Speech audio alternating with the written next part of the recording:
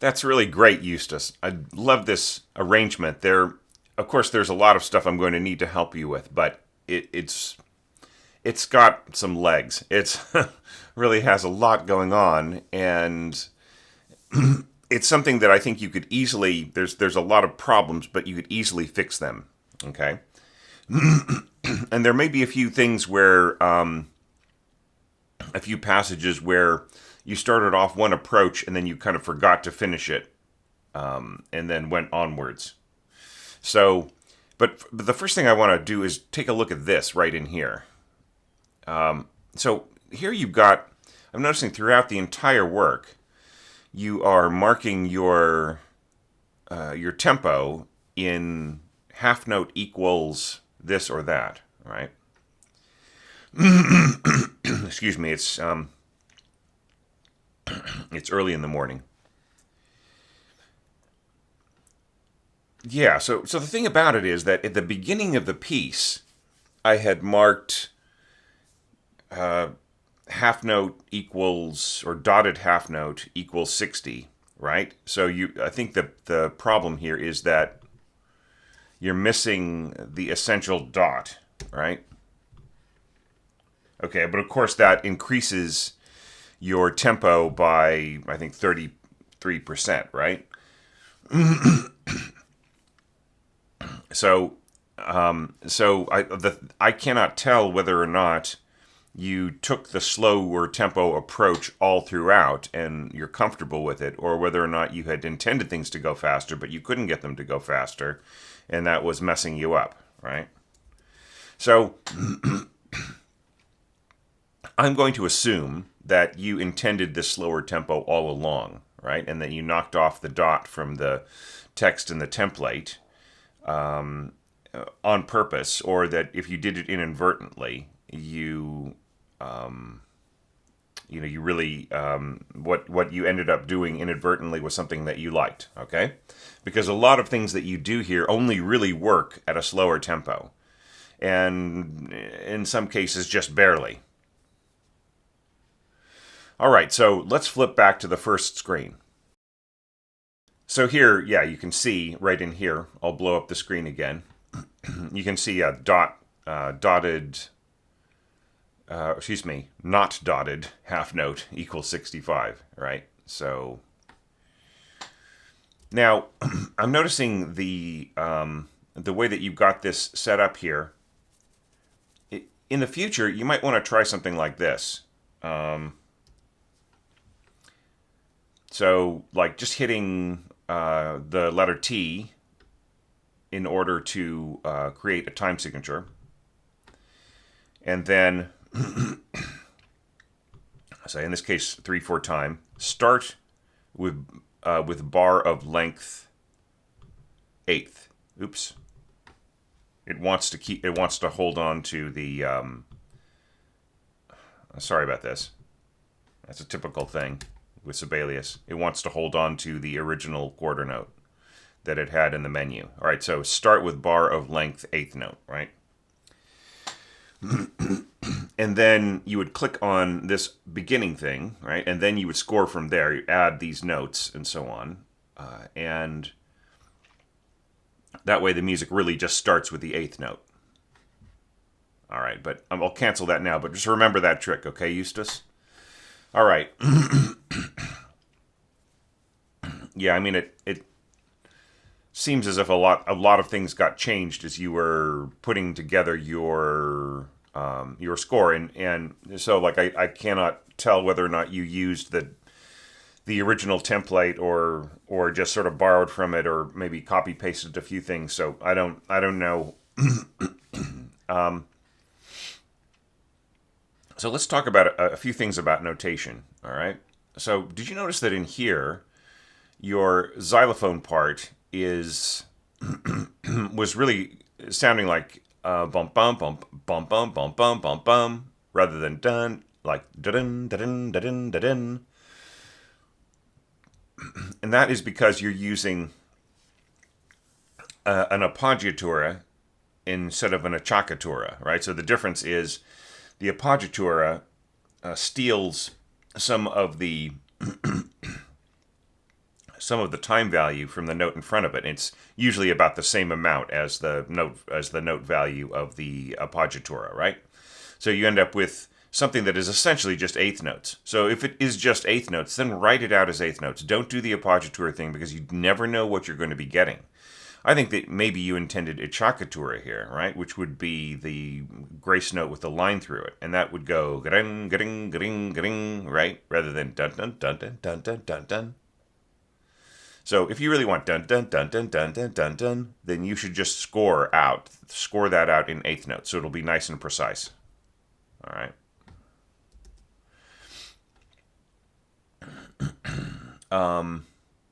Few other things, like, let's zoom back in there. Here you've got a triple beam tremolo on an eighth note with the flag. So really all you need here is a double beam tremolo, and then that will imply, adding the beam of the flag, that will imply an unmeasured tremolo, like just a roll, okay?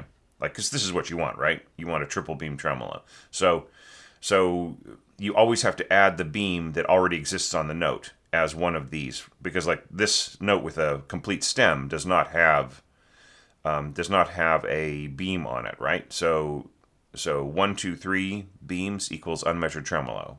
Here we go. 1, 2, get rid of this one, and then the flag of the eighth note counts as 3, right?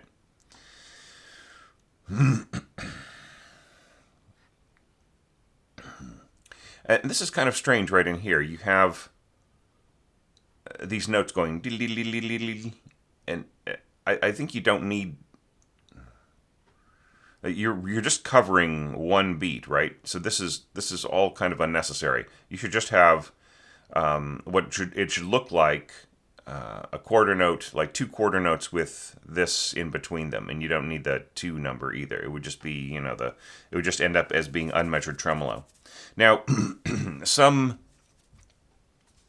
there is a bit of a shorthand with mallet players. That is, if you write an octave or an interval with a triple beam tremolo over it, then they will understand that it doesn't mean to go da da da da da da, but to go da li li li li li. You know what I mean? So that's just a bit of a notation shorthand that it's I don't know if it's standard by any means, but that's something that I have scored for them. Now once again, and now here you've got your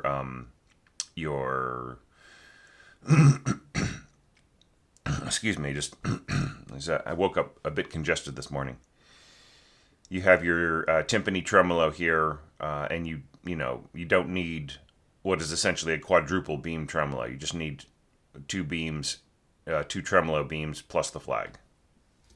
All right, so if you wonder how I'm flicking back between zoom and then the full size screen, it's very simple. Just Command or Control 0, and then you get the and then just automatically flicks back to the full size screen that fits the screen dimensions. All right, so a few last words of caution. You added this anacrusis, this pickup bar, so that you'd go, okay, now that's perfectly possible with your violins and violas. That'll work. It's basically, for them, it's glissando, or you could also think of it as portamento, right? So in other words, they're really carrying they're starting their finger on this one note, and they're carrying the position up with a specific fingering that allows them to play all of these notes without having to change, right? So I would technically call that portamento versus glissando just being the effect for the effect's sake, right? But what's going on here in your trumpet and in your piccolo? All right, so the first thing that you have to understand about trumpet glissandos is that they are rips. They are ripping through the harmonic positions of their overblowing, right? So I would say that in this case, this is less effective. You want them to go ba, but that's not exactly how it'll work. You can do that with your violins and violas, like I said, but with this it'll be more like lum, right? So it's going to flick through a couple of notes. Okay, the other problem too is that not only do you get that limited sense, but you also don't get the sense of the pitch being bent, like So it'd be better to have a scoop here, right? I would, instead of this, I would just don't even worry about this beginning note. Just write a scoop into the into this note, or you could have you could do this. You could have F, and then let's blow this up. So get rid of this. Go to my jazz. All right. So you could do something like that, right? So bar one. I think you would get more what you want there. Now, one other thing too about glissando, this kind of glissando or portamento, you really need to connect it with a slur, right? It should be slurred because that's like you're assuming that's all under one bow, right? Now, if you don't want it to be under one bow, then that is a specific kind of notation, and you absolutely do need to tell us, right? Oh, let me get my keypad. So the way to do that is put in the up bow and then the down bow. So you're telling the player you want to go up bow and then down bow on the next note, right? So that is a really specific effect. Because like when you score this exactly the way that you have here, you're not giving the player any kind of clues as to whether or not this should be a single bow or what kind of thing should happen here. All right, now finally, like with piccolo, the piccolo player cannot bend an E up to a B, right? They could do something similar to the scoop of the trumpet, but it would be sort of like holding this E note and then going blah, and it's sort of like that kind of pitch bend is them kind of starting with a slightly slacker embouchure and then getting the embouchure to be clearer, right? And then that would sort of bend the pitch upwards to the note that's needed. Okay, but now the final problem here is, I feel like this is a Sherlock Holmes episode. The final problem is there is no way in sin that a mallet instrument can bend a pitch in this way. So there are ways of bending pitches with, especially with metal bars. Like if you have a vibraphone or something like that, there's a way of bending the pitch. But this is not the way. This is not the way. I sound like the Mandalorian. So you can't really do that kind of thing with pitches like this and with a xylophone and so on, right? So those are some things that you need to think about. Just a few words of warning, okay? And I've been sitting around complaining about how harp is being used in ways that are kind of inaudible, and I would say that this does apply to that because you've got the same pitches, like you've got mezzo forte, pizzicato accents in your strings here, and the same exact pitches are being played by more or less by the pizzicato strings as the harp. And what will happen there is that the pizzicato will just swallow the harp, right? It's the same kind of sound, right? How many players are playing these pitches? 60 players are playing pizzicato in your string section, and the harpist only has one string each, right? So who wins that fight? Obviously, the string section. But that doesn't mean that you couldn't have maybe had something similar to this in pitches, but just sort of like a big glorious chord that sort of rippled across the harp. Then that would be audible, right? Because the pitches would be happening at different times rather than all at once.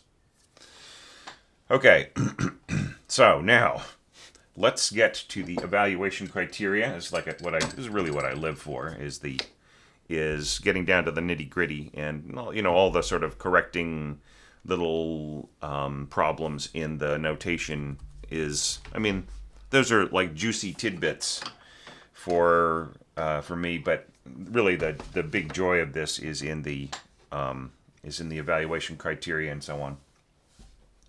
Okay, so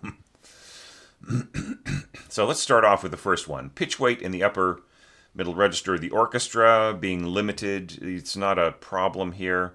Thematic material, repeating often, possibly sounding repetitive. The thing is that you do progress the texture. So this is what I'm talking about, everybody. Like if anybody's been puzzled about, what is Thomas talking about with progressing the texture? Do you mean that just to make it sound a little different? No, that's not really what I mean. What I mean is to is to progress the texture in terms of making it feel as if the texture is developing into something, right? So for instance, right in here, we just have a single trumpet, playing, hitting this C and then going pianissimo, and right here you have two trumpets going ba-da-dum, and just dropping, right, and then an octave higher you've got the flute and so on, and we've got the pizzicato lower strings right in here joining in. I would say, like, if you really want to make this like more effectively different, then like you could underline these downbeats a little bit more, right? Because like you sort of, you're giving the game away here, right? You're going this brum brum, and here you're going softer, not louder, right? So there's like no, we kind of have used this trick already. So how could you fatten this up, right? Could you throw in like some low tuba right in here? Could you throw in some low bass trombone, right? So is there something you could do to just really land on that note solidly? Or maybe get rid of the roll, right? And just go boom, boom, boom, boom, yeah, da, da, da, boom, dun, dun, dun, yeah, dun, dun, dun. Or it could be something just as simple as adding bass drum, right? Just going thump, dun, dun, dun, dun, dun, dun, dun. Anyway, I will just leave it to you to figure out.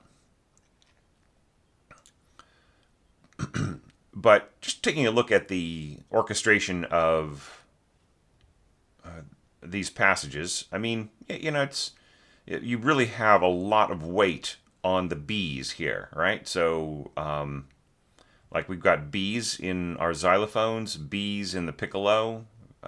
We have B's all throughout our upper strings, right? Those are all B's, and so, like, who's playing the G sharp, right? We've got first clarinet. That's it. I would say if there were some way of bringing in one of these instruments to underline that, my screen keeps wanting to jump around, to underline that that G sharp a little bit heavier, it would be nice. Or maybe you could do like clarinet plus oboe, right? So you don't get the phasing problem. Like it doesn't stand out so much. But one way or another, that G sharp needs to be more prominent. Like, for instance, you could throw in the G sharp as the like, fix this, change it to a acciaccatura, not an appoggiatura, and just have the G sharp be the one of the grace notes, right? So da da da da da da da da da da ba ba ba ba da da da da da da da da, instead of da da, but da da. So there are a zillion things you could do to underline that G sharp. So we go to this next section right in here, and really kind of the same problem, right? The G sharp is not underlined very strongly. And overall, in both sections, we have kind of that same incredibly dry kind of scoring. Like, you've got all of these rests. Like, you're really wanting the notes to be abrupt, So it's not da da da da da da da da. It's da da da da da da da da da da da da da da da da. All right. So I mean, look, you could score this, all accented staccato, and you'd get the same exact effect. Right.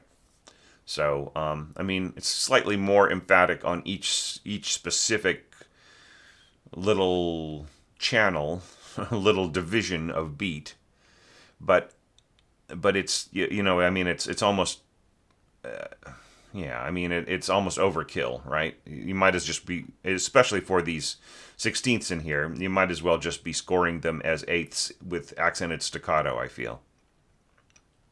Okay, but in all, it works pretty well. I mean, it's very, very fun. There's a lot more you can do to it to sort of firm it up a little bit, but I will leave that to your skills and imagination. So our next two criteria are melodic development soaring quite high to the uppermost orchestral register, and then the problem of the accompaniment figures covering a wide range of pitches and wind registers if you were to score them onto the winds. So, it's kind of a limited. There's a limited scope, right? Unless you are in certain registers of certain wind instruments. And what I think is really cool throughout this entire arrangement is just how much play you put into your arrangements. They really are not. They're not transcriptions at all. They really are adaptations, right? You're just adding lots and lots of things to just spice it up and so on. So I would say probably in the context of what Falla is intending to do with their score, it probably is something that he wouldn't do. But that doesn't mean that it's bad or it's wrong or it's not going to be, it's not fulfilling artistically at all. That's not the meaning of what I'm saying.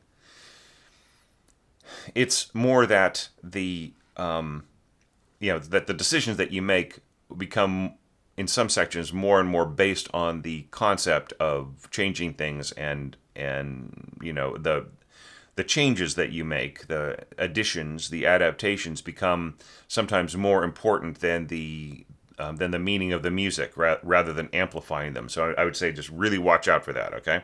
So it's perfectly fine for that to happen, just so long as you are aware of that outcome, right? Okay.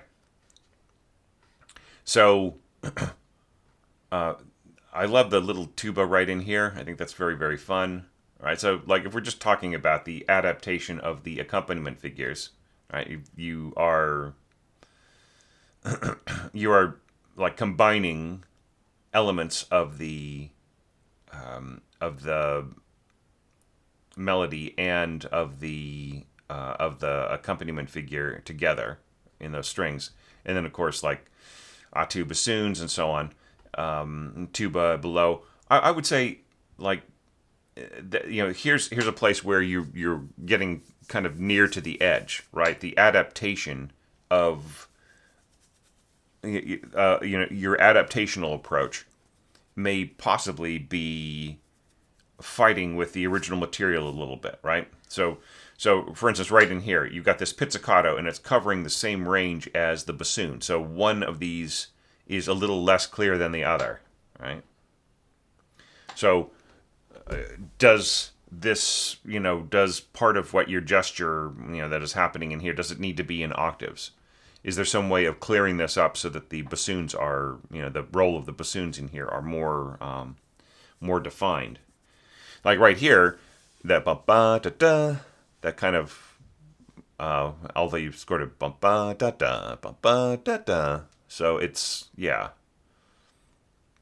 so it's a lot clearer right in here because like you're not changing some of that around.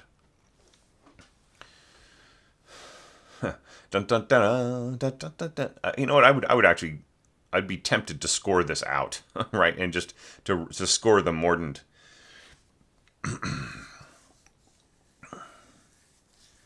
It's just I think that most players will play it correctly, and the ones who don't will notice their seat partners playing it correctly, and then they'll adjust. Like the first time they do it in rehearsal, they will adapt without having to raise their hands. But there always is a chance, like working with perhaps a semi-pro orchestra, that you'll get raised hands in rehearsal. So I would say actually just write it out, just to be complete insurance on this. B, C, D, C, D, right? Just like I would write that out as 30-second notes. Da, da, da, da, da, da, da, da. I just think that's a little safer. Because that's a Baroque ornament in a kind of a postmodern adaptation of a late Romantic work, right? Or post-Romantic work. Okay. Sorry, I didn't mean to insult you with the P word of postmodern. So that's the accompaniment. That's the concerns about the accompaniment style. Now let's look at the melodic development Bum, bum, ba, da, da, da, da, da, da, da, da, da, da, da, da, da, bum, bum, bum, bum, bum. So like here, you're keeping both of your violin groups rooted firmly on the ground. You're really not reaching very high with them, right? And here you are having first clarinet play this beautiful high line here. It's all eminently possible. It's just absolutely zero problem here. And then here you're having the piccolo take over on that high A. So you know what you need to do here is you need to have a better trade-off here. Like I would say, I don't know if I would want to push the clarinet all that much higher, right? I mean, they could go one step higher from A to B, and they could trade off on the B. But the thing is that B is such a persistent note with the clarinet that it's not a good trade-off line. But just trading off rather than dovetailing, I don't know if that exactly works all that well. So I would say dovetail on the last note. It's always better to dovetail on the downbeat, just because it's a more regular place in terms of everybody's like intonation and articulation and everything else, and it always sort of seems to work better on the downbeat. But in this case, I would say just don't push your clarinet too high. You could actually trade off on the third beat. That might be the best way to do it. Right? So trade off on this written G, which would be sounding F for your piccolo, and just dovetail on that note, I would say. Now, what's cool about having the clarinet tracking from above is that you don't get the sound of the flute being swallowed by the strings, right? And look, there will be, like with this much weight on one single line by violins, there will be a tendency for the resonance from 30 players, right? You have to think 16 firsts and 14 seconds, right? So what I would say, like if you are just sort of trying to judge how much weight is going to be in the strings, just imagine like an average decent sized orchestra and start with the number 16 and then just go down by twos, right? So think 16 firsts, 14 seconds, 12 violas, 10 or 12 cellos, and then like it's always ends. You end up with half the basses as the violins, 8 double basses, I would say. And I've seen some situations where it was like 9. So like and it sometimes that depends on the concert hall, right? The concert hall might be a little weak in its bass response, and so the conductor sort of bulks up the lower strings a little bit, so that it's a smoother sound and a more balanced sound. So you'll see an orchestra that's like 16, 14, 10 or 12 violas, and then 12 cellos and 9, even 10 double basses, right? Just because the hall is not behaving the way that it should. But just think of the 16, 14, 12, 10, 8 kind of numbers, and that's a good standard, right? So that means that there will be 30 players, right? 16 plus 14, all playing this one line, and that will absorb the sound of just one standard flute. And there's going to be one passage coming up where that is a concern, right? But with a clarinet, which has this very spiky, odd-numbered partial type resonance, that isn't that much of a problem, or it isn't a problem. And what's really fun in here is, how you have this little bit of counterpoint heading the opposite direction all of a sudden, right? And then you come in with the first oboe playing low right in here, going all the way down to B. So I'll give you this, all right? I will say, okay, like a first-rate oboe player will be able to do this with no problem, but don't score this kind of thing for a community orchestra or like I mean, a good semi-pro orchestra. See, I don't want to put down semi-pro orchestras because I work with them all the time, right? Semi-pro being, I would define semi-pro as people who kind of are right on that margin of being professionals and really, really good amateurs, or people who studied professionally, but they ended up like working as a mathematician, right, or as a physicist or something like that, and but they are still good enough to play in this semi-pro orchestra.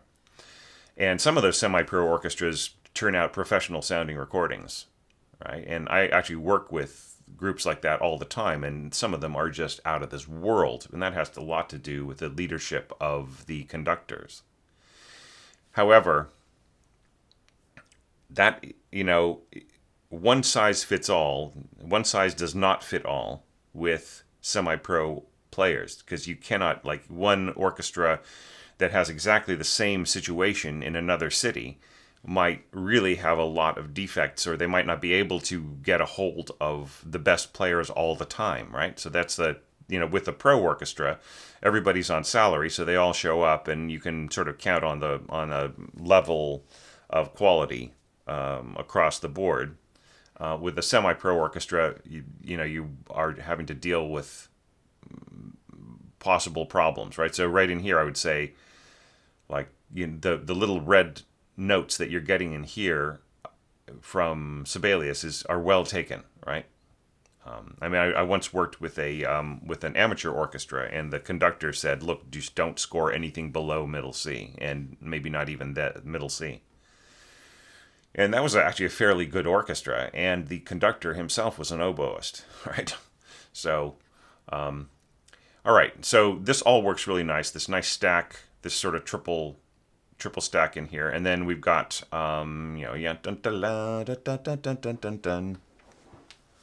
I would say, like, if you're going to put this tremolo right in here on the xylophone part, it might obscure the sound of the mordant right in here. Because the xylophone is going to be really what most people hear, right? That's what they're going to be focusing on. But, leave it in, but I'd say write it out. Okay, and then everybody just going for and I love this. That's really, really nice. And so this is the kind of thing that at a slower tempo is great. But instead of scoring half note equals 65, you should be saying quarter note equals 130 or 132, which is sometimes it's better to go with the standard metronome marking, right? So 132 is a standard metronome mark. So if this really is the tempo you intend, then go for the quarter notes, or work out what that would be with dotted half notes, not half notes, right?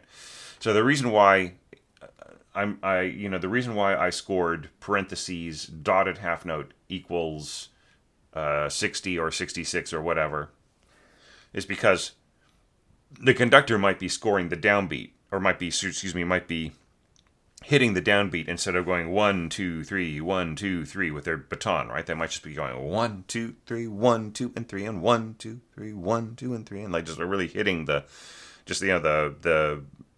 baton will just be going down, right? And then just in this beautiful sort of a pointy dip, right? So they really are bringing what's called the takt, T-A-K-T, where the baton dips very, very suddenly to really show where the downbeat is, and then they kind of, like, it's almost like a bounce, and they sort of slowly raise, and so they raise up to when they get to the top, that's 3, and then they go suddenly down again. Yeah.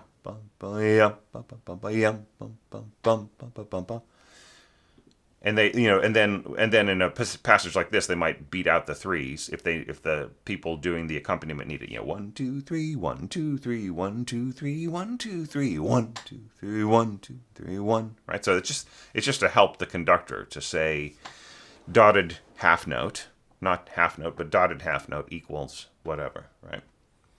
Okay. But yeah, this is all playable. I think that the scoring the flute low and then going into this and so on. That's all good. And then having the oboe sort of cross here. I think that if you really are intending this kind of push, then you really have to add. I mean, what's going on with our strings, right? You really intend the strings to stay at forte right in here? Don't they need a crescendo to fortissimo? Because otherwise, everybody else is going to play right over them. You won't hear any strings by the time you get to the downbeat here. So they need to also have dynamic markings. And and especially the flute too, right? Because it'll just disappear. And the flute should complete its journey, right? End on the downbeat.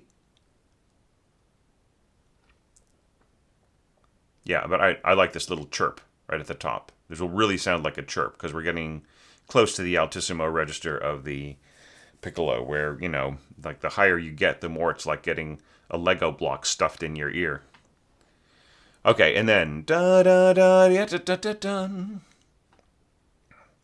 I like the way that you drop down here dynamically, but I would say that like fortissimo, this is going to still be fortissimo, right?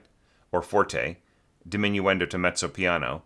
This is so strong that it will blot out the pizzicato and the mezzo piano wins, right? So this isn't balanced at all.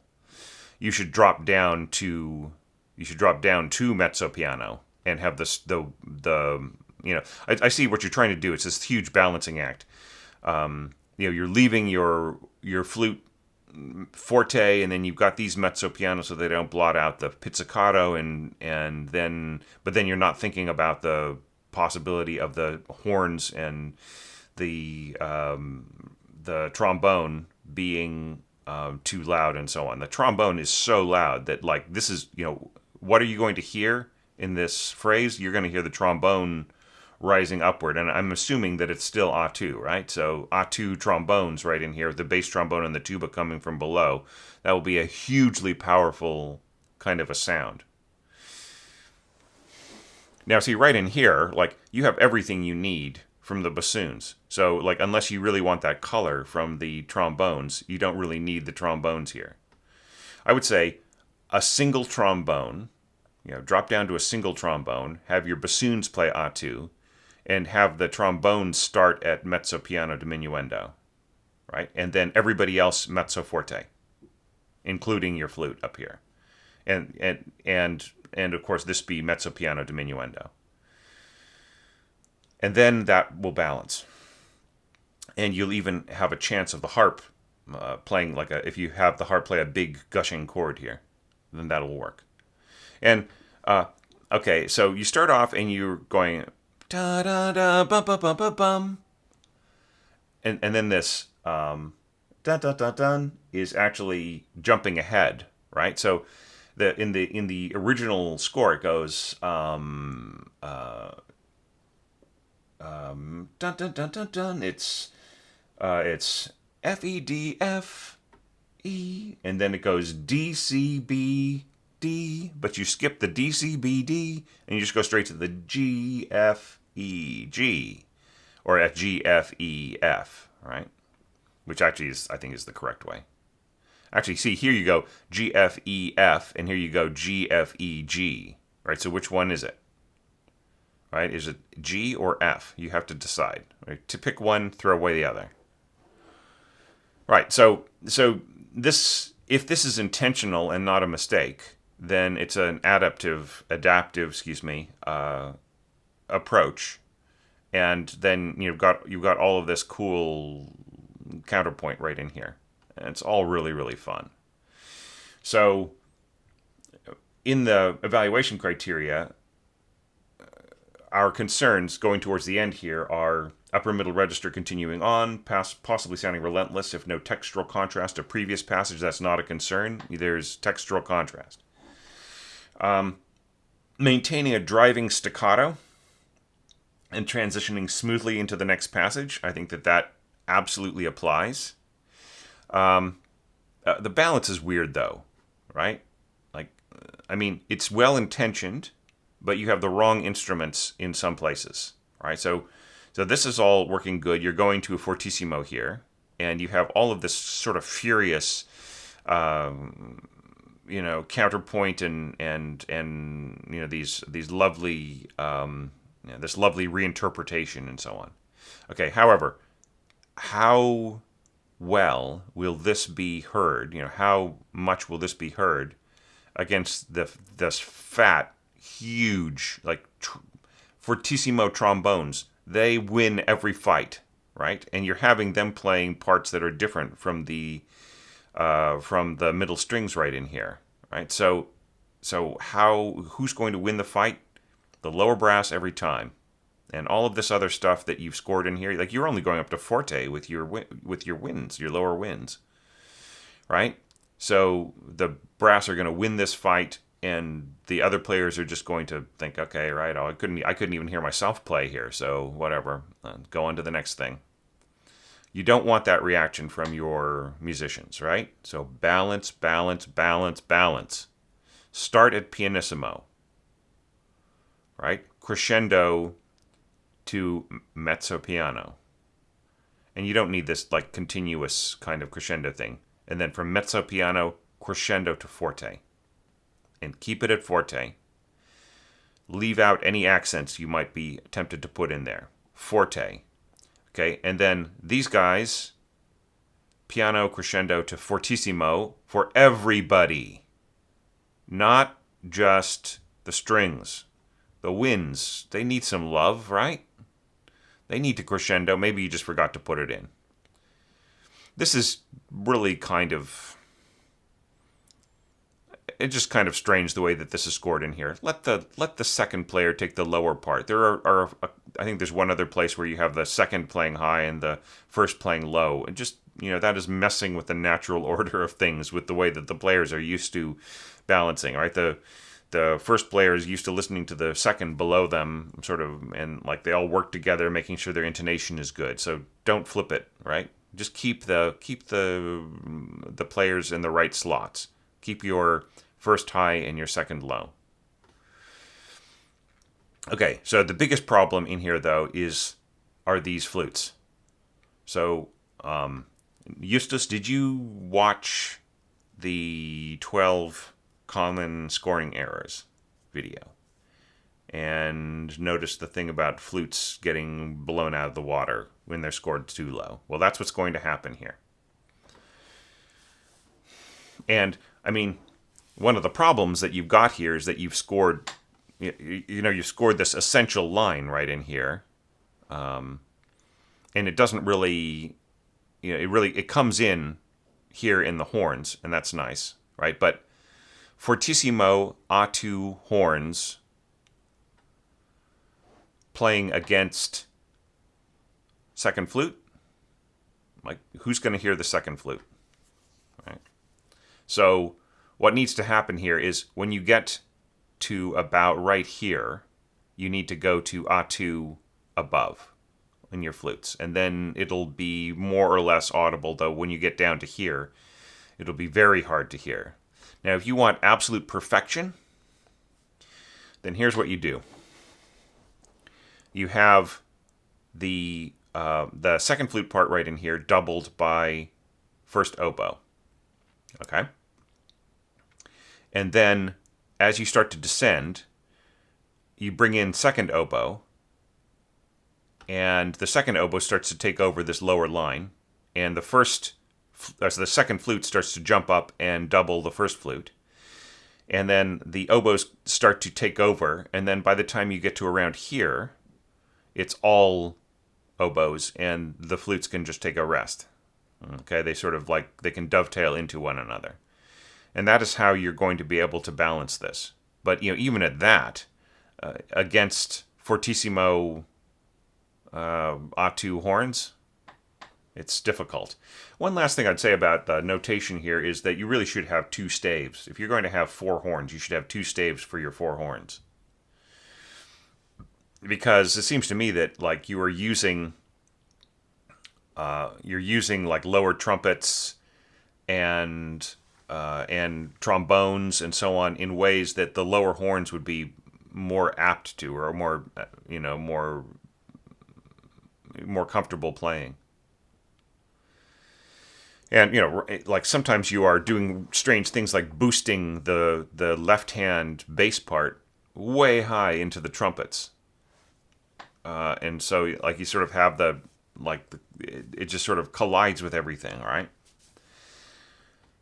So watch out for some of that rearrangement. That's what I was just saying, like about the possibility of of it getting away from you, right? So here at B, I think that the evaluation criteria really apply in terms of trying to understand what you did here. The first concern is something you do address: contrast of color and breadth of texture in middle register scoring, right? The piano has just undergone a lot of scoring that is in the upper middle register, and now it is going to sort of just the kind of a general middle register. It still has not expanded very much. So it's really important that the colors, the orchestral colors, not get locked in. And you do have some contrast of color in here, and that's great. Then the next concern is maintaining differentiated roles in closely spaced melodies and overlapping accompaniment figures, okay, and highlighting the inner voices. And one of the problems here is that you have a kind of, there's a lot of stuff that's out of balance, right? And there are some places where the actual melody is missing, right? Or has been just like turned into a static note. So right here you've got these sounding A's, A, and then you have the oboes come in, da da da dun, right?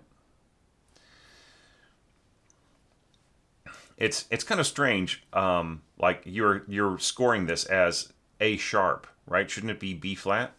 So like there's a lot of little proofreading errors that I think you could fix, right? But anyways, the problem is that as powerful as this horn is, these screaming trumpets here are so huge. There's just no way anybody's going to hear anything. And then like you take away, like you end up triple P, but there's no diminuendo mark, right? So what's going on here? And then you've got, underneath all of this hugely powerful brass. I mean, it's a diminuendo, but still, it's really strong. And you've scored this beautiful, gentle little harp right in here, right? So nobody's going to hear the harp, right? The harp is going to be invisible. Forget about anything you might be able to barely hear in the mock-up. The harp is gone, right? And all of this other beautiful scoring right in here is also going to be really suppressed. So I would say that like a better approach would be, I'm just going to drag the screen back slightly, right? So you are ending up at fortissimo. I already said go to forte. So let's say that you only go up as loud as forte here, okay? And then right here, you it's really difficult to play this high note softly, right? So I would say trade off to some other instrument. So this is going to be the same A as this violin right in here. All right, so like maybe this could be like like an accent and then just drop out, and then have the same notes being played by, say, the flutes as a forte piano. It's a little clumsy, but it's better than nothing. And then drop down all of this could be forte piano diminuendo to pianissimo or triple P, right? And otherwise, like this, everything that you're doing right in here is just really going to get swallowed, thrown away, used up, not happen. It's like you can hear it in the mock-up. You can barely hear the melody in the mock-up because the trumpet is so powerful. Yeah, and then hitting this fortissimo when everybody else is playing sort of mezzo forte. What's going on here? Diminuendo to what? And then this is mezzo forte. Is this mezzo forte? Right? So there's a bunch of I think there's a bunch of proofreading that needed to happen in here. And with harp, see, like if you've got the this light blue color, that means that the dynamic in the upper staff is going to apply to the lower staff. So you don't really need both markings if you have set this to all dynamics, right? Which you can see in the keypad. This actually should be, it should show up like this, all, right? So this will apply to all staves of the same instrument. All right, so I mean, having said that, this harp part in here does have a shot if you can control the dynamic of everything, like down to mezzo forte or mezzo piano. But this, this up here is just going to be this almost shock, beep kind of thing, right? So I would say mezzo forte, right? Mezzo forte accent. Fortissimo accent is almost triple F, right? All right. Now here, you're trading off from bassoon to clarinet in exactly the same way that the hands trade off in the piano score. But like the only reason why the hands trade off in the piano score is because that's the reach of the hands of the pianist.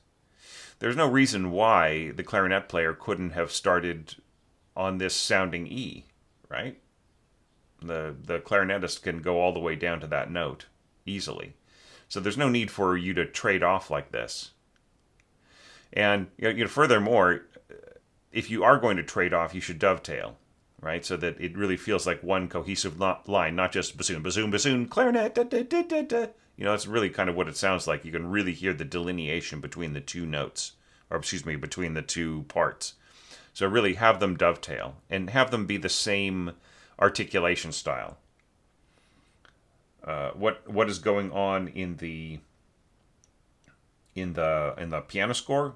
Definitely not accented staccatos. It's just staccato, right? What is the dynamic here in the bassoons? I'm not seeing any change until here. Is this mezzo forte, diminuendo, piano? What's going on here? Okay. So, and then these should be the same dynamic. Flutes softer than oboe above them, you won't hear the flutes. They should be the same dynamic, or the flute should be louder than the oboes, if anything. But I would say leave it the same. And don't, and I think that actually mezzo forte accent is better than forte accent on the oboe above the flute. Just have this mezzo forte as well. Okay. And now, right in here, here's where we get into the problem. What is the melody note here? It's C sharp. Ba ba ba ya da da da dun. Right? But here you have like scored the counter melody or the little contrapuntal notes as the melody, right? So that is why this part sounds unclear, right? So it's really easy to fix. You just bring back your horns and change what's going on here in the violas and have each of these be, like say maybe accented C sharps, bum bum bum, C sharp, C sharp, C sharp, and sounding C sharp here would be G sharp, bum bum bum, and dun dun dun dun, and I would say throw in that lower. I would continue on with the horns right in there if you're going to do that. Right, but it really does we need to hear the melody here, right? And it's always sort of dangerous when the composer has really calculated the vertical position of counter melodies and contrapuntal lines and so on to sort of flip the contrapuntal line. It's similar to like what happened here, like when you stuck the bass part 2 octaves higher in the trumpet, right? And just all of a sudden jumped everything up so that you could reach the B right in there. Okay. And then, see, like right in here, we've got this, we've got the bassoons and the second violins working in octaves. And then, of course, the oboes on top. There's no need to go to this. Just keep it staccato, right? Keep it staccato. You don't even need the accents on that. Now, I'll give you some points here for being one of the few, the proud, the people who realize that this line ends in the triplet. That's exactly what's going on. That's exactly what is going on here. Right? The triplet is this counter melody is ending in the triplet, and then here comes the melody. Ba ba ba ba dun dun dun. So I feel here like the next concern in our list of evaluation criteria is keeping the triplets from overwhelming the melodic line above. And it the thing about it is that you put your triplets above and below, right? The melody. So the melody starts very weak, right? You're just going straight to the triplets. Bum bum. I can barely hear it because it's in the second violins, right? So if you're going to support them with trumpets or some kind of brass or something like that, could you possibly show a little love to these notes here, like maybe low trumpet, or maybe having trombone come in and then dovetail into the trumpet above? Anyways, bum bum bum bum dun dun dun. We'll be able to hear it here, but like it's strange. It's sort of like there's the beginning of the beginning of the melody kind of doesn't seem to account for anything, right? Now this I love, this sort of the cascading triplets. It's so cool. It's such a great idea. And then I do not disapprove of the triplets being higher. I just really want the melody to be very clear. Okay. Now, as far as the other concern, widely reaching left-hand patterns, how do you score those? This is actually a very lovely way of doing it because the low E on the double basses is open. So it's just, all the player has got to do is just go, is to finger the E and the B above and then just hit the open string below. Bum, bum, bum, bum, bum, bum, bum, bum. Now, I'm a little concerned here that these harp octaves, I mean, technically it could work, possibly, but I would just say you really have to be very light on everything else that is going on below, right? And then there's a chance. I think right in here this is not going to come through, but plucking these low E octaves, I would mark it at forte or even fortissimo, right? And then you've got a chance right in there.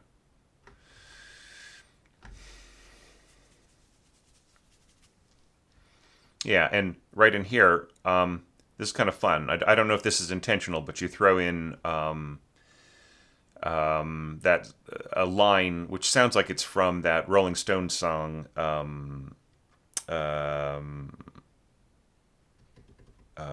She's a rainbow. Yeah, da da da da da da. Right, and this could just be an extrapolation of other, of other thematic material. But the way that it's scored, it just really reminds me of She's a Rainbow. My dad used to listen to psychedelic era Stones a lot, which is kind of strange. It's a weird period to be listening to them, just like kind of right before they kind of knuckled under and went more straight rhythm and blues afterwards. Okay, and then, now here I can hear the melody really clearly. So it's just a little, it's a little, so if you're going to depart from the melody here with the trumpet, beef up the melody here in the second violins, right? Maybe instead of look, you purportedly have four horns, right? So this could be the second and fourth horns, and then the first and third horns could be sitting on these E's with the second violins. And then right up here, I don't know if this is enough weight, right? From the I would really want this to be A2 or something. Or if you're gonna go ba, ba, ba, ba, this could be where the piccolo doubles the first flute, right? But something that just needs to be more weight on this. A single clarinet would be fine, but yeah.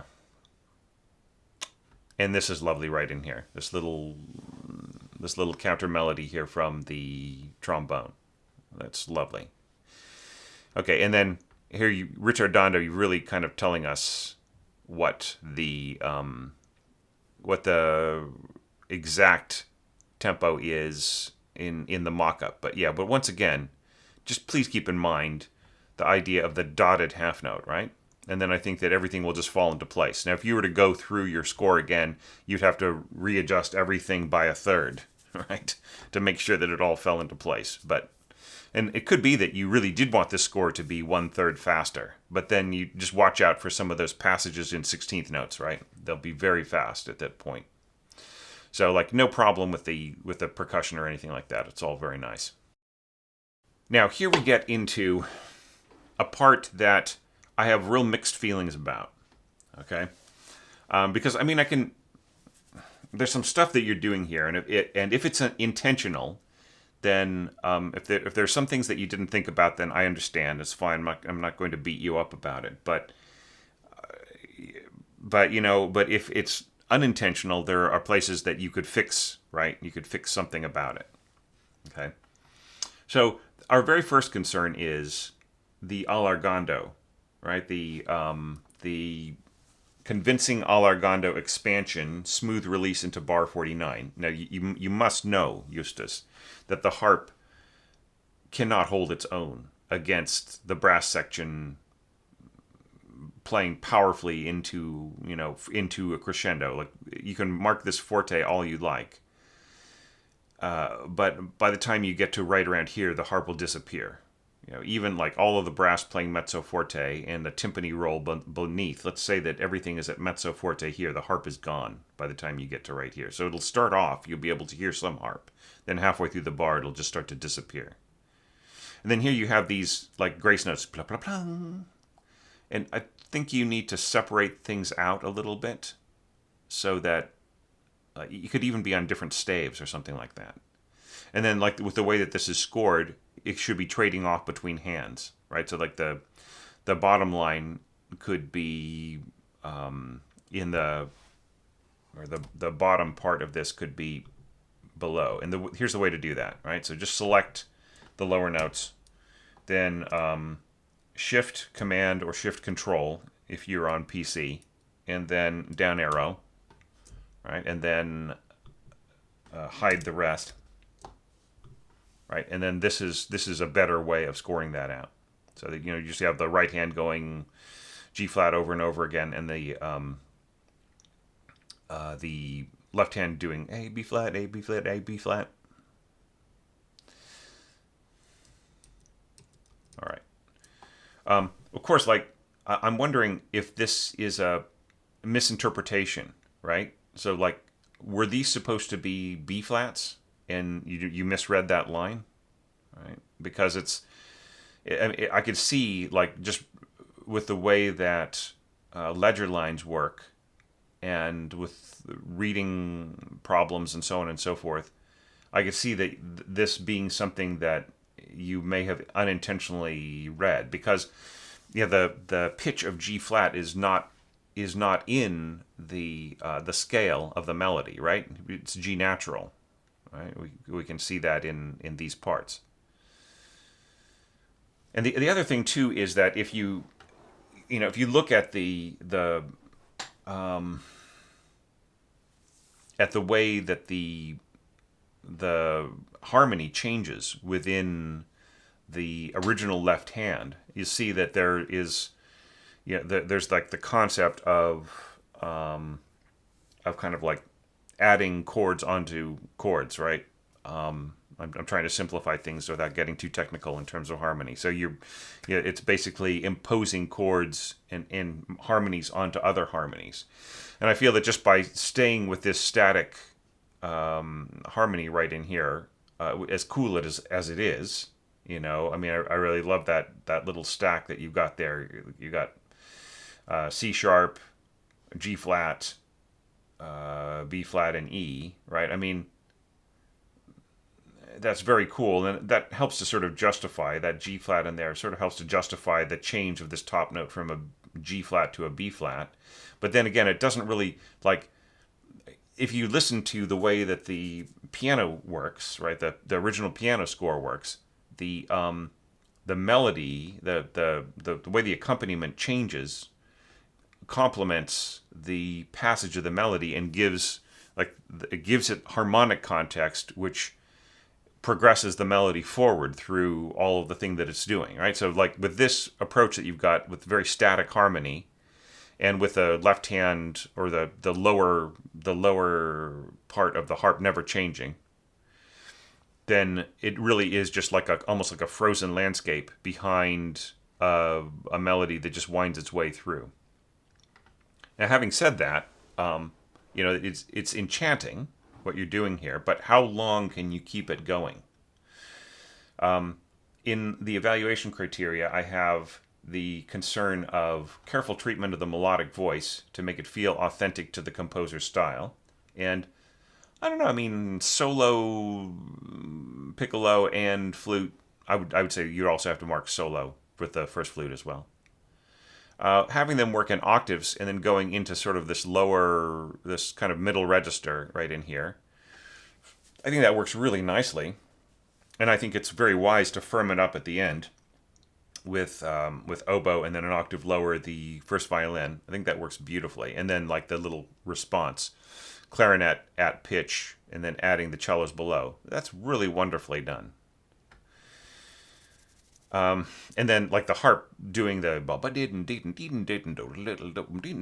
that's very nice. And then here like you're going the opposite direction instead of going ya ba ba, right? You're going ya da dum. And yeah, and then the pizzicato added right in here for the cellos. It's really wonderful.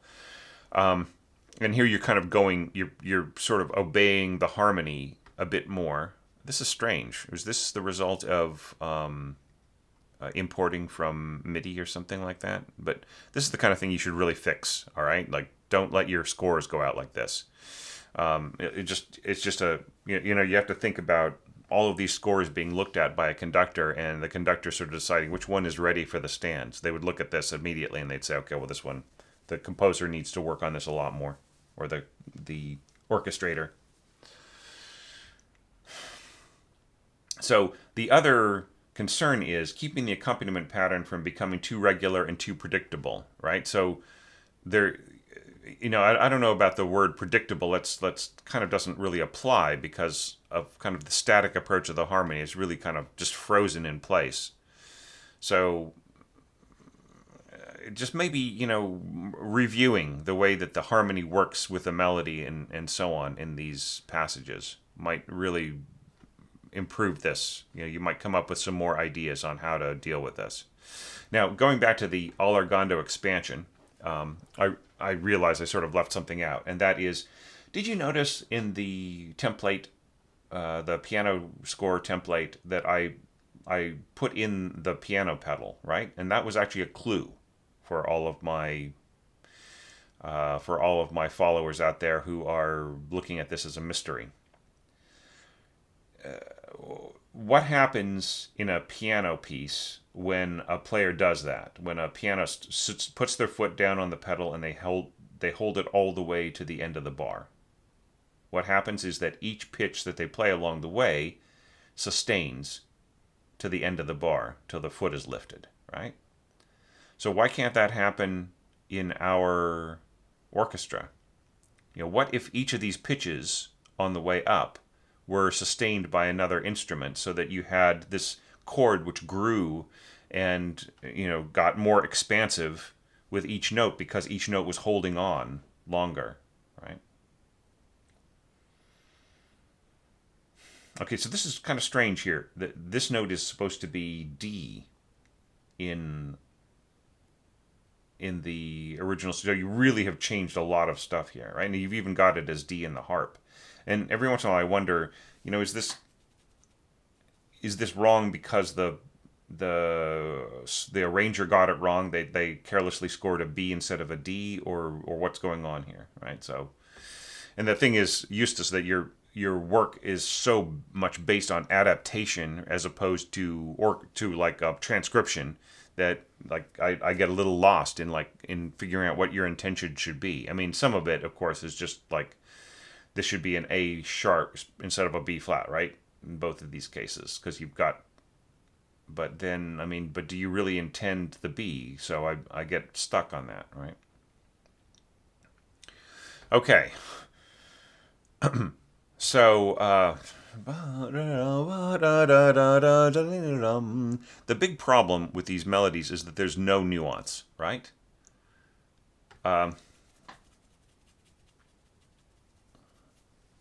So, is there any guide to the player? Could you put in a little bit of a like a little hairpin here, like crescendo and diminuendo? Crescendo, diminuendo, maybe here at the end. Like guide the player through the dynamic arc that you want, right? In both cases. And also consider you have just stuck slurs over where there were tenuto marks, right? Is there a possibility of turning this into portato? You know, da da da da da da, and then portato again. So you get this beautiful pulsing feeling to the melody. So when we get to this point, managing the sense of restraint leading to a burst of energy, and part of that is built into the tempo nuances that I put in the score. Now you are all about tempo nuances, right? So I'm just kind of curious as why those got left out. So if you listen to what pianists do, right, when they perform this, they back off a bit, right? So that there can be a burst of energy coming later on. Da da da da da da da da ba ba bum ba da then animato, right? Da da da da da da da da da da da right. So, but just kind of the way that it's scored, it's just kind of all the same, right? And then at this point, like where does rubato need to happen? Is right here, right? So that way the conductor can play with the tempo right in here. Slight fermata I had in the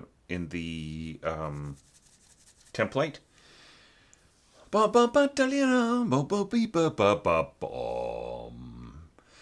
And then, even a slight fermata here too. And then so don't say rubato. Rubato would be a general thing, right? Like kind of like saying play with the tempo conductor. And then here I would even say you could even say like a poco animato,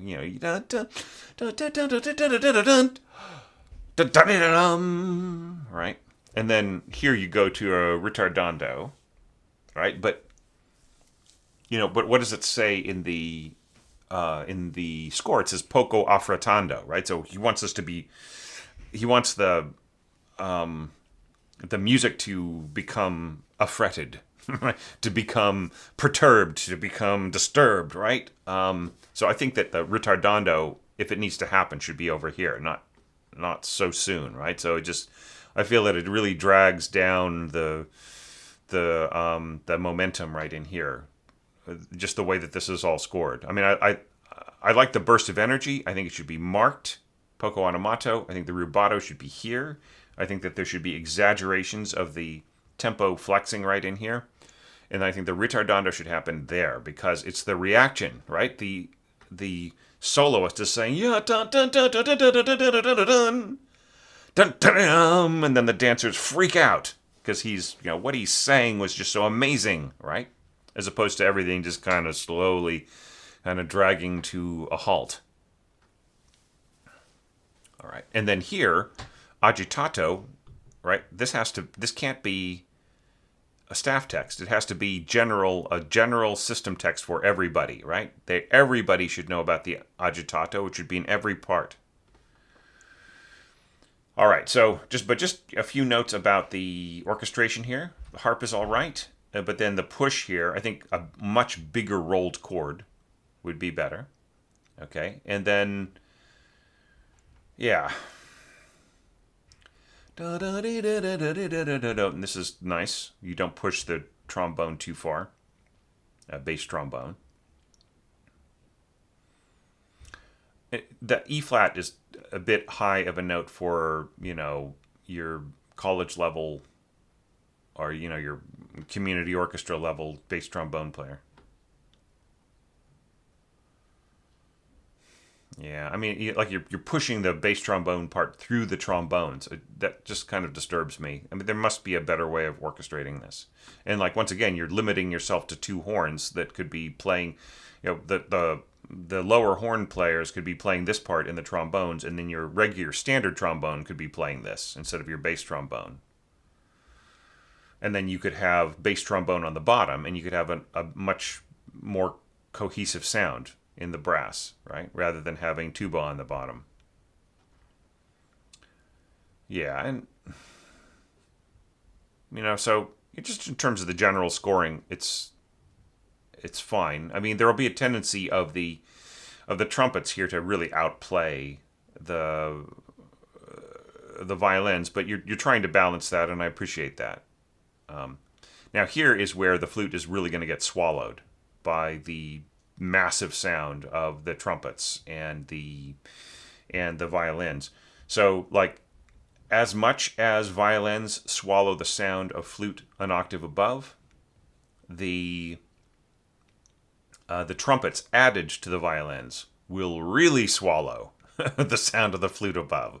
So if you want this upper line to shine through here, you're going to have to score it like, I don't know, maybe as Divisi violins or something. Like you're going to have to actually have the violins play up there, or maybe A2 flute plus piccolo or something. I mean, there has to be some kind of thing to bulk up the flute if you really want this to be heard. However, if you just want it to make this line shine and to not really have it be something that stands out on its own, then leave it as is.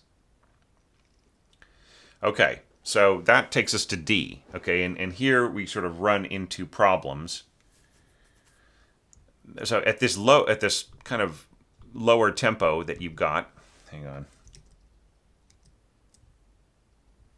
You're saying, darn it. All right. So 55, right? Well, as I said before, agitato needs to be in system text. It is a general instruction to the whole orchestra. It's not merely saying, hey, play this in an agitated style, first bassoon.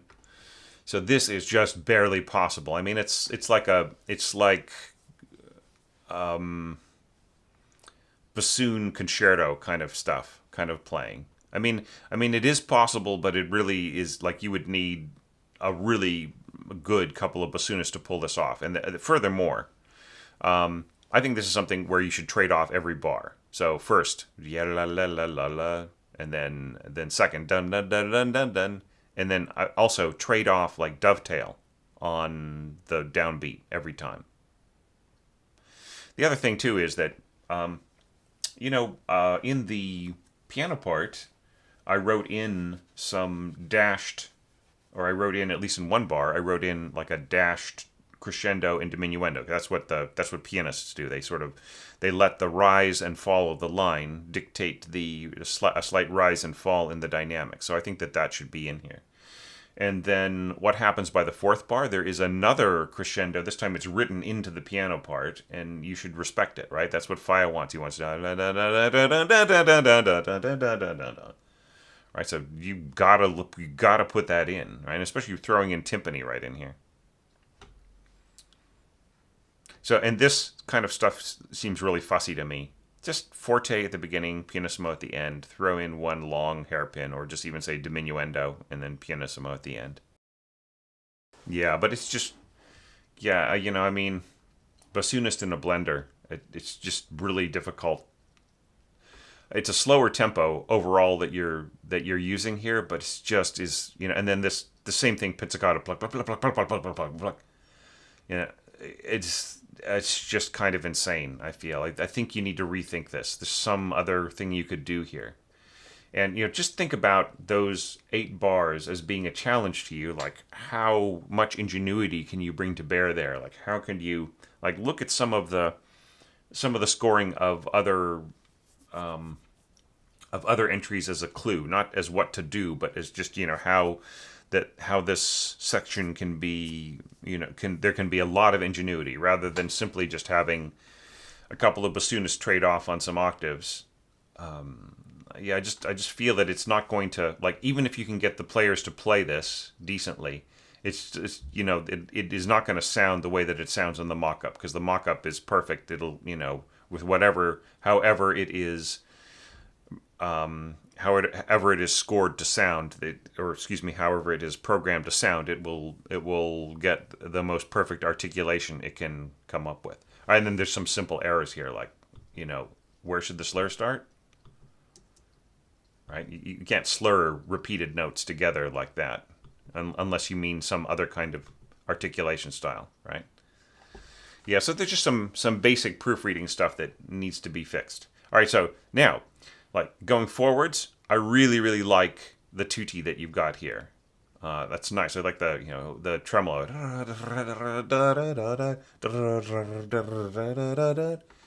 Yeah, and it's very cool, like in the way that you are going rolled timpani to tremolo, trading off to tremolo, double basses, kind of back and forth. Very, very nice. I just love that, that building energy.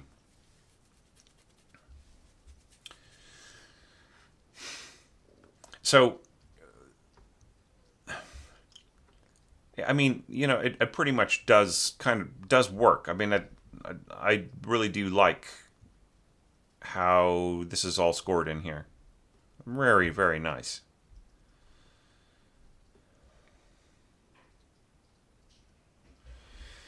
Okay, so there is one thing that a lot of these arrangements are missing, and that is the high low low thing going on in the bum bum bum bum bum bum. Isn't this supposed to be A flat? Right? So just really, some basic proofreading, right? Compare the part that you have scored, like, as you score it, right? So, like, yeah, I mean, you should, if you're looking at a row of G's, G sharps, G naturals, then it just immediately, your brain needs to click and say, oops, that should have been an A flat, right? So, yeah, look, you got it right here. So why is it wrong here and here? Okay, so if you look at the piano part, the left hand goes bum bum bum bum bum bum, and then it goes da da da da da dum, bum bum bum bum bum bum, da da da da da dum, ba ba ba ba ba bum, in the next bar and the next screen. So why can't that happen here? Because, like, the thing is that, like, the problem with a big tutti like this is that it is scored in the hands of the player, and that is all that they can manage, right? So they've only got two hands. So you, as the orchestrator, have to think orchestrally, and Justus, you are adapting things, right? You are an adaptationist, and that is such a strength. So, like, you have to let the orchestra be full, right? And to keep it from getting stuck in any one area. And actually, kind of like here, you are trading back and forth between higher and lower timpani, but shouldn't it be higher and then lower, higher and then lower? And, like, the same thing with the your double basses and cellos and bassoons and tubas and everything else. I mean, it could all be, all you have to do is just this, right? Oops. Right? Da da da da da dum. And then ba ba ba ba ba bum, right? Da da da da da dum, bum bum bum bum bum bum, and then just do that again, and then the same thing, like,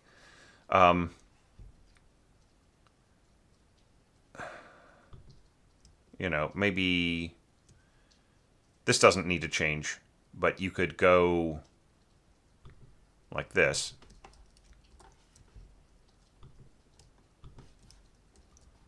Right? And just leave the bass trombones in the middle. Right? Anyway, I'm not going to rescore your whole work or anything, but just, that I think that element, right, that is in the original piano score is giving you something that you can apply to keep the orchestra from getting stuck in the same place, right? That's the big danger about tutis, is like when everything is really just stuck, every roll is in its slot and it doesn't change, and that's where it is, and that, like the music just, yeah, it's thrilling and it's exciting, but it doesn't really change or go anywhere, right? It's just smashing away at those pitches over and over again. And yes, you're making an attempt to change things around with these timpani pitches, but it, there's so much. I mean, it's already built into the piano score of what to do to change the bass around, right? So at least in that instance, you could be adding some things. Once again, like, you really do need another staff to your horn part. It just feels unnatural just throwing everything onto one staff. All right, and here I think you're missing. Once again, you are very interested in tempo fluctuations. I think you're missing something here as well. Da da da da. What did I write into the template? Da dun dun dun dun dun. It's just this mighty push. It's like the rock needs to go to the top of the hill, and it's just the last effort. Okay. And, that's all cool. I think, couldn't there be more support of the strings? Like, the upper winds seem to be doing almost nothing. And then, like, you just throw in this high F sharp. It seems to me that there could have been more scoring, more consistent scoring across the board, the winds supporting what's going on the strings. More than just having clarinet in here. Okay, now this is cool.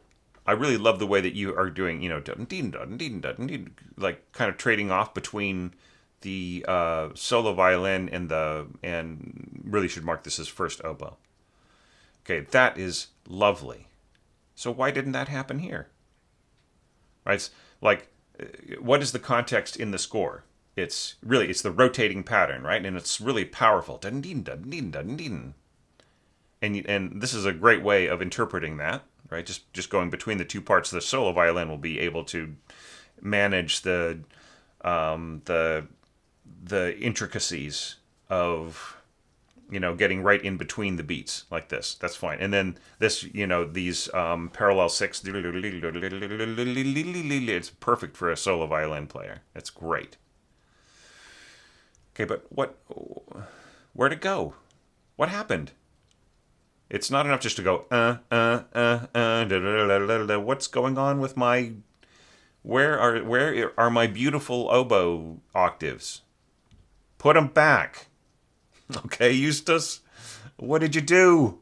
We need our oboe octaves here. And then right in here, you're throwing in these low Bs, right? It's very hard to play low B piano on oboe, and then much less fade off into what is essentially niente, right? Like you're asking the oboe player to do something that is nearly impossible unless they are a world-class player, right? So, I mean, who could play this beautifully and go down to a true niente is the clarinet, right? So why can't this be in the clarinet? And why can't you put the oboe octaves back? I don't understand. I don't understand the choice here. Okay. I wouldn't be scolding you so much if it weren't such a great idea here, and so why can't it be here, right? All right. So the other problem that we've got here is bum, bum, bum, bum, and it is really loud, and you're telling your timpani player to let the pitch just hang, just really sit to sustain, right? The same thing. Bass drum is sustaining. Cymbal is sustaining. We can't hear where this starts, right? This. You really need to bring everything down. I would say fortissimo piano, right? Just everything immediately needs to come back down in volume. And these could be eighth notes, right? So eighth notes, everything eighth notes that is a single note cut off the symbol, right? Not because the part is cutting off the entrance of the rotating pattern, right? And the same thing here. Even the strings, which are not the strongest instrument in the world compared to the winds and brass, they're going to be messing with our perception. So I would say fortissimo piano, and then they can just hold at piano and then go diminuendo to pianissimo, right? I like this right in here. The support pizzicato coming in. Yeah, and then the way that you've managed the tempo here, ritardando. Right? Shouldn't the line,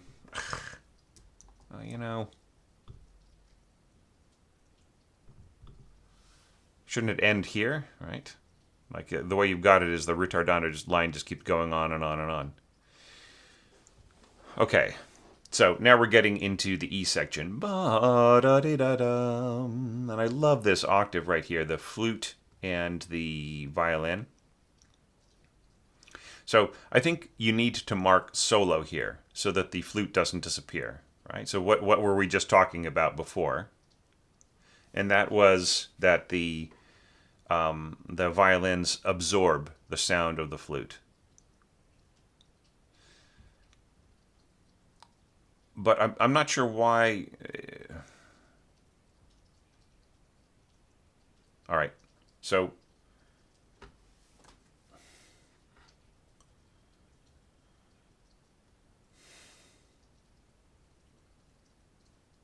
isn't this supposed to be a B sharp? Right? So yeah, really, like, so C natural. So here is the trap.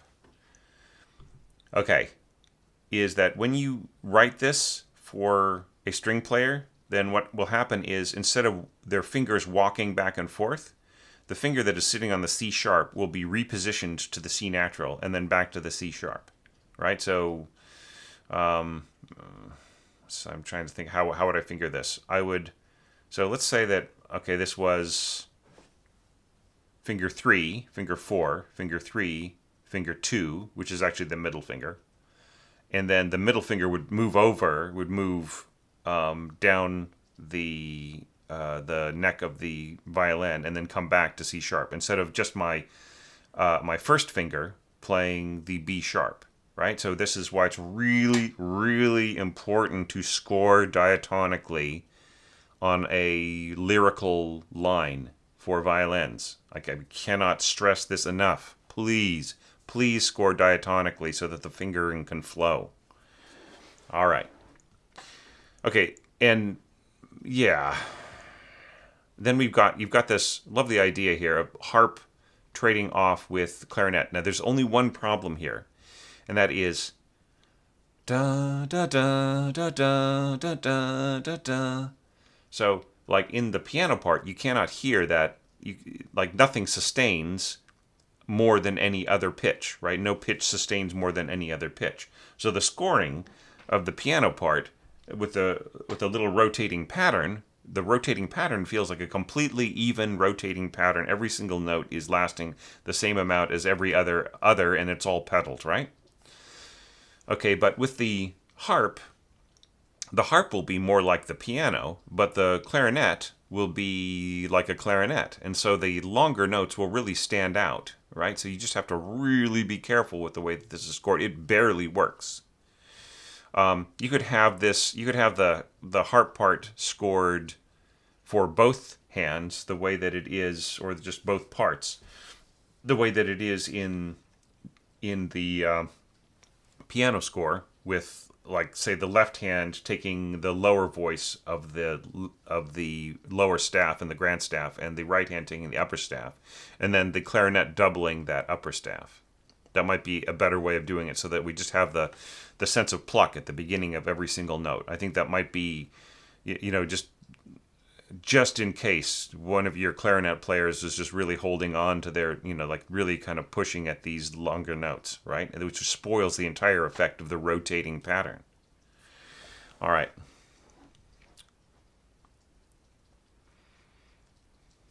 Yeah. But, the whole question, to come back to this, the whole question of the flute disappearing because of the strings, it's not as much of a concern because of this being solo violin and that being solo flute. That's really not as big an issue. But still mark the first part solo. I really love the way that you're trading off between the different elements. And then piccolo and glockenspiel. And then trumpet. And then this little touch of counter melody right in here, or comment. And this is lovely. Da, da, da, da, da, with the little solo oboe and horn right in there. Da, da, da, da, da, da, da, da. Yeah, just really nice scoring right in there. So, Justus, I'm tearing this whole score apart and, just saying, this may not work, that may not be what you want it to be, and so on and so forth. But, do not imagine in any way that I'm saying that you can't orchestrate or you're a bad orchestrator or anything like that. I'm not saying that at all. It would be all too easy, I think, when you have an evaluation with lots of corrections, to imagine, to kind of get the idea that the orchestrator was out of their depth. But that's not what I'm saying at all. Okay, I think that your scoring here is just wonderful. I'm just trying to find ways to make it work even better. Right? I love the little touches, horn, trombone. That's really nice. So when we get to this place right in here, conveying a sense of icy distance, okay, the harp is going to work beautifully here, in the glockenspiel, dun, dun, dun, dun, dun, and then just this lovely upsweep on the harp, or not an upsweep, but just upward line.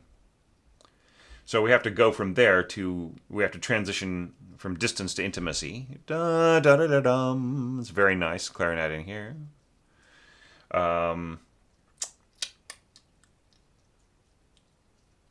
And I feel that you could have this last even another eighth beat longer, right? That's the length right in here, is the equivalent of a half note, right? So it's eighth note plus quarter note plus another tied eighth note, so it is a half note in length. Now, the problem that we have here is that you have disconnected these lines, right? Dum, A, da da da dum, A, G sharp, D, da da dum, right? So like in the piano part, this low A is slurring to G sharp, and then so look, just put it in the bassoon, right?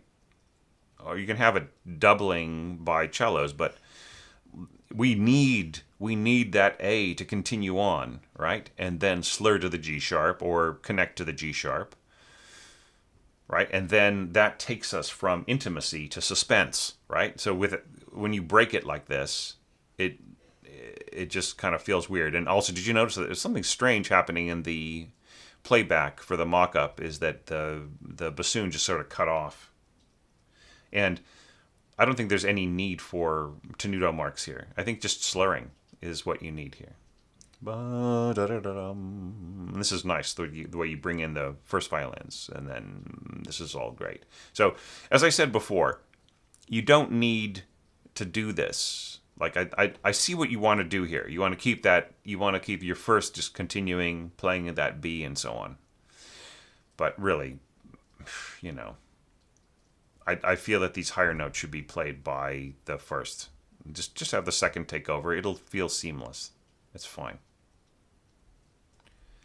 And, right here, this is going to be harder to control for anything less than a real professional player, right? It's playable, but it's really going to stick out of the sound picture. Here, you would just be better off with clarinet on this, right? Especially in between. Like, another thing that will happen is that this line is going to want to stand out in between the bassoons, right? And it's not the nicest sound. So I would say clarinet is better for being sandwiched between two bassoons, doubling or not by other instruments. Here, I don't see any reason why you need to score your pizzicato as 16th notes, right? I think you get exactly the same effect if you do this, right? This is going to be exactly the same sound, right? I mean, you could say pizzicato secco or something and just like really try to get the double bass player to really control it. Or even pizzicato with staccato on it, right? Which would be an exception. You have a longer stringed instrument, and you just really want the notes to be. So, I mean, the way that you scored it, there's nothing really wrong with it. It's just, I think it's kind of a little over fussy and kind of hard to read. I think better to have pizzicato and then say piano secco, right? Would be just, and then just score it out in eighth notes. Okay. And then here you end. Ta-da! Pluck. Hey, what if you had your sustaining notes sustain into the downbeat, and then let go, like tie them to an eighth note. So just have everything tied to eighth notes following, and then had them released with the pizzicato. Da-da! Pluck. Right? As opposed to da-da! Pluck. Which is the way that it sounds now. Like, you can just really see that these feel disconnected, right? It's like, here's an ending idea. Here's another ending idea. But just, I would say, like, the tie marks would really tie them together, right? All right, Justus. So, wow, that was a really long evaluation. But, wow, I enjoyed it so much. I just think you did some wonderful things in this score, and if I have spent extra time, to a degree, just really going through a lot of things that you could fix here and there, it's because I want you to succeed as an orchestrator, right? It's not done out of criticism; it's done out of care. I really care about you getting better and succeeding and fulfilling the ambition of your ideas that you've got in here. So please, once again, do not take anything awry in my very detailed evaluation of your score. So yeah, just really, think about those things. You will come up with some of your own ideas of what to do, which may be even better than my suggestions, or maybe you'll stick to your suggestions and make them work in other ways. So watch out for this, right? Staccato on a sustained note. That doesn't make sense to me. So yeah, so just like, and I think another thing possibly is just proofreading, right? You just need to have more proofreading in some of these evaluations. But speaking of evaluations, I would really love to see what you would do with the 2022 orchestration challenge excerpt. That is going to be, that I hope that everybody would get a chance, like all of these interesting ideas that I'm seeing, all of the inspiration. I would love to see it channeled into that piece as well. I realize with that I'm probably going to end up getting 200 entries next year. I'm just wondering how I can manage that. And there's also the danger that with so much of the same content for 2.5 months that just people will just get bored with it, right? And I hate that. So what I would say to you, Justus, is please help me out by commenting on the other scores of this category, the the dotted brev. If you could look at some of the other entries and some of the other evaluations and in your category and comment, give some support to those other people entering at this level, whether it's on YouTube or in the Patreon post or whatever, even just to say what you liked. You don't have to be an expert at orchestration to offer an opinion or a comment or feedback, right? Just make it supportive, like I'm hopefully being supportive of your efforts here. And so that there's nothing really left to say in this evaluation except for thank you so much for the work that you put into this entry and what it is bringing into the conversation. I'm sure you're going to get some interesting comments in the YouTube video and possibly on Patreon. And maybe even on Facebook if you're a Facebook group member. And thank you so much for supporting on Patreon, and thanks to all the Dotted Brev supporters. It's really making a difference in my ability to bring resources to the community. And everybody else out there who stuck it through to this moment, website subscribers, YouTube subscribers, and just a casual viewer out there, thank you so much for being a part of this, being witness to what I had to say, and your comments are very, very valuable. I would love to see them below. All right, just to keep this community going, keep the energy going in these evaluations. If you guys bring me 200 scores to look at, then by golly, you guys had better be ready to comment on those scores along with me, right? The more successful this is and the more that you guys pile on the scores, the more I am going to need help in keeping the energy going, because if the comments fall off towards the end of the evaluation period, of me just sort of going through score after score after score to a vacuum, that's very sad for me, right? So it just really counts, just keep the comments coming. They're starting to fall off. Please don't let this happen. All right, and that's all I will say about this, except once again, thanks to everybody, and more evaluations are on the way.